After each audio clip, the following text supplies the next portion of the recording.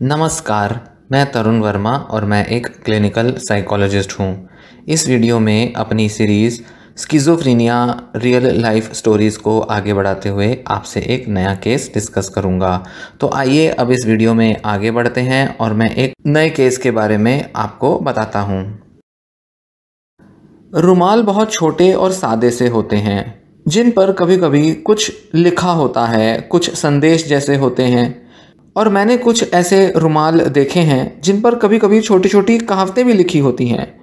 मेरी बहन के पास कुछ ऐसे ही रुमाल थे और उन पर कई तरह के शब्द लिखे होते थे और शायद ही उनमें से किसी का मेरे लिए कोई खास अर्थ था। और मेरी बड़ी बहन की यादों में से तो इन शब्दों कहावतों में छिपा अर्थ अधिकतर तौर पे फीका पड़ चुका है या उसकी डिल्यूजन्स से ढक गया है। जब मैंने कुछ वर्ष पहले उसके ये रुमाल देखे थे, मुझे बहुत थोड़ा ही याद था कि मेरी बहन कैसी व्यक्ति थी। स्किज़ोफ्रेनिया ने उसके मन को इस हद तक बदल डाला था कि मैं अब भूल ही चुकी थी उस बड़ी बहन को जिसने मुझे बड़ा करने में मदद की थी। ये जो कुछ रुमाल बचे रह गए थे, अब केवल एक दर्दनाक याद का हिस्सा मात्र थे उस लड़की के बारे में जो एक समय बिल्कुल मेरे जैसी थी। इनके मिलने से पहले मैं तकरीबन भूल ही चुकी थी कि वो कैसी थी। जब मेरी बहन छठी क्लास में थी तो मेरे परिवार ने 3 वर्ष हैदराबाद में बिताए थे। मुझे लगता है कि तब वो सच में बहुत खुश थी। दोस्त बनाती थी और मुझे पढ़ाती थी उन विषयों के बारे में जो उसे अच्छे लगते थे। यह बहुत शानदार लगता है सोचकर कि एक समय ऐसा था जब वो एक सामान्य लड़की थी जो जीवंत व्यक्तित्व से भरपूर थी। मुझे आज भी याद है कि कैसे उसने मुझे आज के हिसाब से एक बहुत ही पुरानी किताब से the cat in the hat पढ़ना सिखाया था। जब हमारा परिवार अमृतसर लौटा, उसकी सभी सहेलियों ने उसके रुमालों पर अपने नाम लिखे ताकि उन्हें याद रख सके। ये रुमाल और कुछ यादें ही मेरे लिए अब एक खिड़की की तरह हैं जिनसे मैं ये देख सकती हूँ कि वो तब कैसी थी और आज उसे कैसा होना चाहिए था। घर लौटने के बाद के वर्षों में मेरी बहन जसविंदर के लक्षण दिखने शुरू हुए। उसे प्रारंभ से ही हाई स्कूल में एडजस्ट होने में दिक्कतें होने लगी। 11th क्लास के दौरान उसके परीक्षाओं के अंक गिरने लगे, फिर डिल्यूजन्स आने शुरू हुए। पहले मैंने ध्यान दिया कि कुछ तो गड़बड़ है जब अचानक से एक दिन उसने हम सभी पर इल्ज़ाम लगाया कि हम उसके बिना ही छुट्टियां मनाने चले गए। हम सभी को लगा कि यह कोई अस्थायी समस्या होगी। तब एक रात को जब मेरे माता पिता घर से बाहर गए हुए थे तो जसविंदर को एक भयानक दौरा पड़ा। वो चीखने लगी और जो उसके वश में था वो सब तोड़ने लगी। पूरा कमरा टूटी हुई चीज़ों से भर गया। मेरा भाई और मैं सिर्फ ऊपर की बालकनी से डर में यह सब देखते रहे। हैरान थे कि बड़ी बहन को यह सब क्या हो गया है। तभी मुझे यह एहसास हुआ कि यह बीमारी कितनी गंभीर है।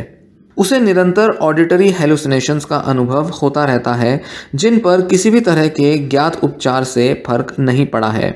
कोई भी ऐसा नॉन ट्रीटमेंट उस पर बड़ा असर नहीं ला पाया है, जिनमें शामिल हैं दवाएं, साइकोलॉजिकल थेरेपी, फैमिली थेरेपी और कुछ बिजली के झटके। कभी कभी वो शोर मचाकर दोहराती है जो उसको सुनाई देने वाली आवाज़ें उससे कहती हैं। उन भयानक सी, बहुत बदतर और बिगड़ी हुई आवाज़ों में की गई बेइज्जती को चीख चीख कर कहती है।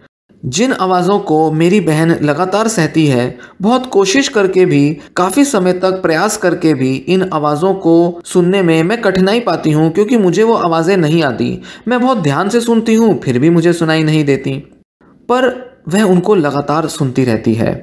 वह उन पर रोज़ चीखती है और थोड़ी देर के लिए ही वो दूसरों से बातचीत कर पाती है, लेकिन फिर उन आवाज़ों में गुम हो जाती है।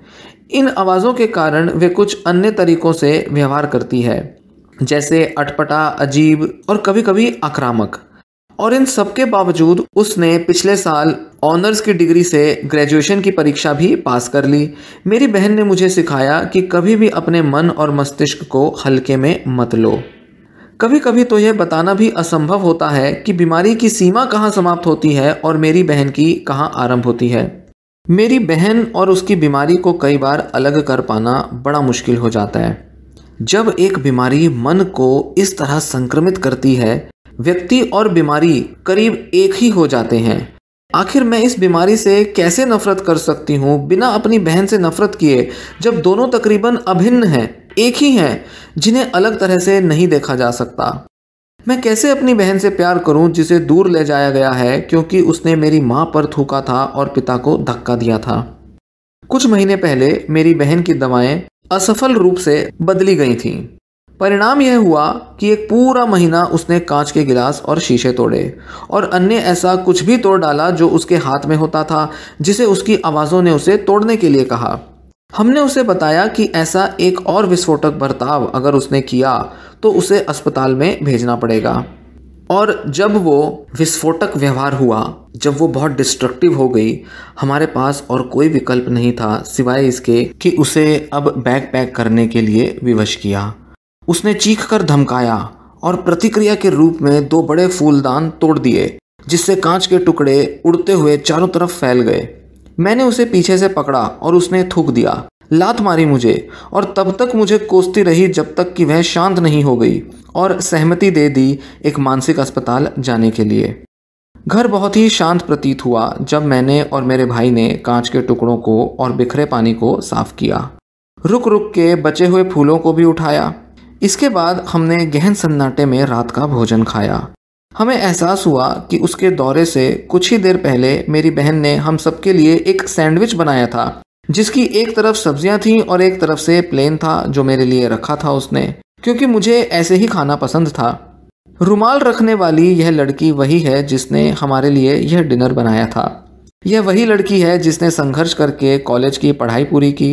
यही है मेरी बहन, यही है उसकी पहचान और यही कारण है कि मैं अब इसे पहले से भी अधिक प्रेम कर सकती हूँ। यह रही आज की स्टोरी। उम्मीद है यह आपको पसंद आई होगी और इससे कुछ इंसाइट्स मिली होंगी। इसी तरह की स्टोरीज सुनने के लिए चैनल के साथ बने रहें। वीडियो लाइक कर लें और दूसरे लोगों से भी इसे शेयर कर लें। यह वीडियो यहीं समाप्त होती है। धन्यवाद।